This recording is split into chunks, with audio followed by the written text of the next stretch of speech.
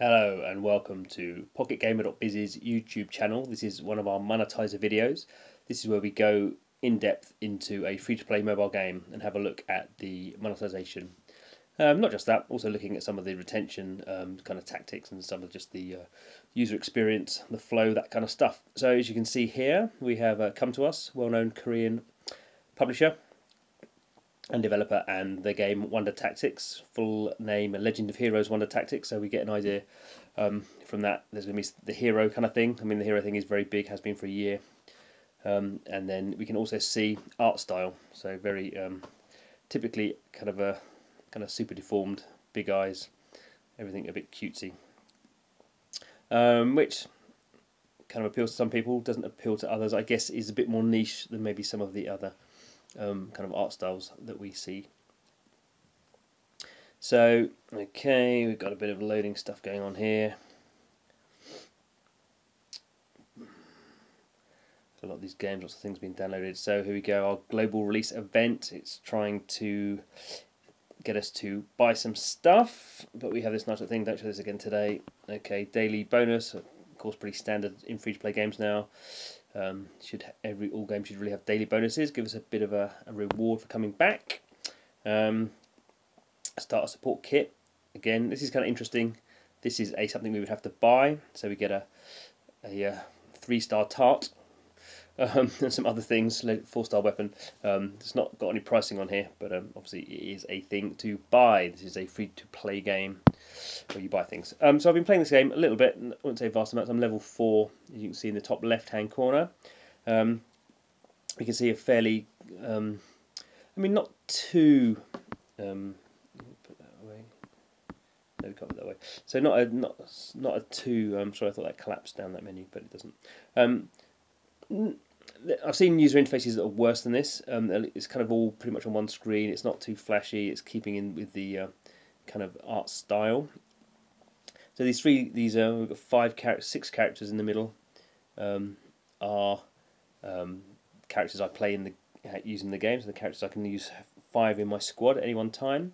We've got a few kind of the usual, I guess, stuff going around. We've got a news, so notice. This is something, preliminary, so that's a lot of stuff there. Probably don't need to know about that. Events, inbox, support, starters. No, why was it doing that? So I thought that would collapse. Don't know what it's doing there. Okay, so that was the new user package. There's some things I can spend some money on. So I'm a new user until I'm level 20. I think it'll be a long time before I get to level 20. Okay, so down the bottom we've got a bit more. I guess that's gonna. Don't know what that star was for. Oh yeah, so this is my so this is kind of what we do. Maybe go through a bit of this actually before we play the game. Like a lot of these kind of games, it's not a card battle game per se, but it's kind of based on this kind of card type stuff where you get characters, level them up. So we can get a normal hero. This is just a randomized kind of thing. I can get a 1 to 5-star hero. What do we think we're going to get? Probably not a 5-star hero, although presumably some people would get 5-star heroes from this random thing. There we've got a 2-star hero. I've already got her, so that's no use. We can see another 8 minutes, or I can use 100 hearts, which I don't have.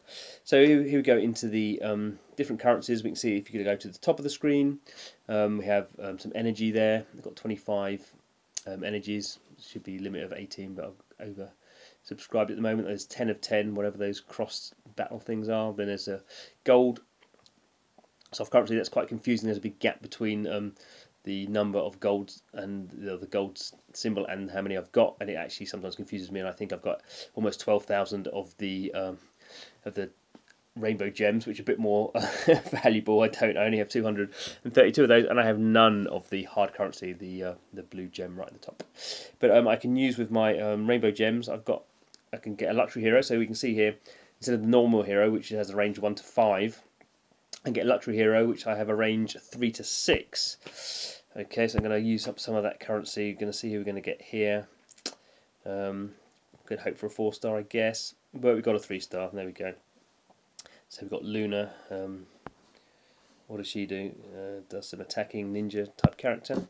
Okay, and if I had 1,000, I could get 11, and if I had any of these scrolls, I could you kind of get the idea. If I had these better scrolls, I could get rarer and rarer characters. Money, so I can change some of my rainbow gems into gold.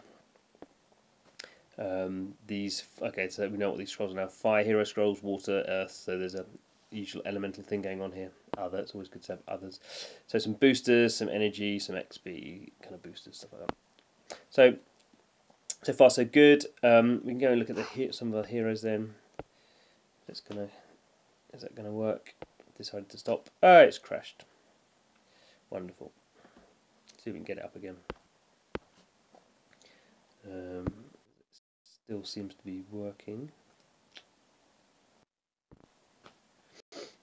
Okay. Okay, so that was what crashed. He's really busy. Can you come back later? But we want to look at that one. So here we have all the heroes that I've got. So a whole bunch of them. There's the tart. Someone should have checked that, really, shouldn't they? So he's my most powerful one. He's a level 30. This is a support character. I think everyone gets him, really. So he increases the accuracy of random allies. And we can see the different kind of skills. This one's got an ice spear, attacks enemy. He's got this one, a frost ray. This one's another healing one. Heals allies in your row. Attack. Okay, and we can power up our heroes. So let's So as ever, you kind of consume heroes to power them up. So let's try this one here. That's the target, or she, I guess. So we use one of these ones as a material. The material gets used up and costs a bit of gold. It may not even work. It's a kind of random thing. Randomness is very important. There, it failed, so that's a waste of time. Let's try this one. I wonder if this works so much, this kind of failure thing. I know it's kind of quite big in Asia. I just don't think Western audiences kind of go for that. Certainly this lower level, I think at a higher level maybe, but when you're just starting out. So we've done a bit of that. So let's actually go into the game. Now, in this type of game, the gameplay is not really so important always. It's the meta game that tends to be the thing that drives people forward. So I'm on the third level here, or the third kind of section. And you can see the typical thing: you play through and you 3-star them to kind of unlock more things. So I'm going to use up some energy. You can use up 3. You can see my energy. I didn't go down actually, did it? But I should have done. So doobie-doo. So this is my kind of, there's a formation thing going on here. So you can see there's a grid of like a 3x3 grid.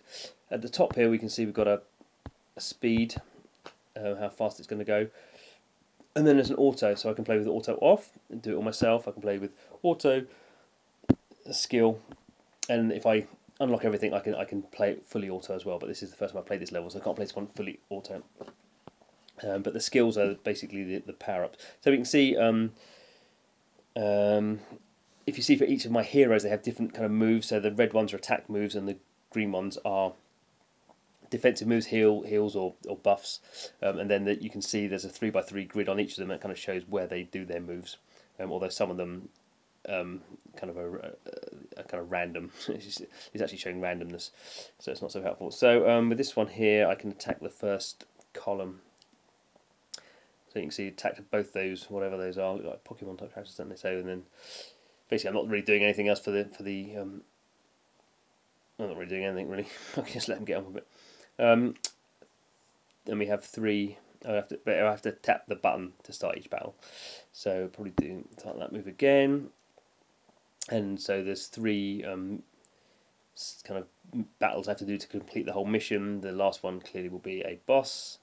This is, again, I mean, not a difficult game at this level. You kind of like to power through it all.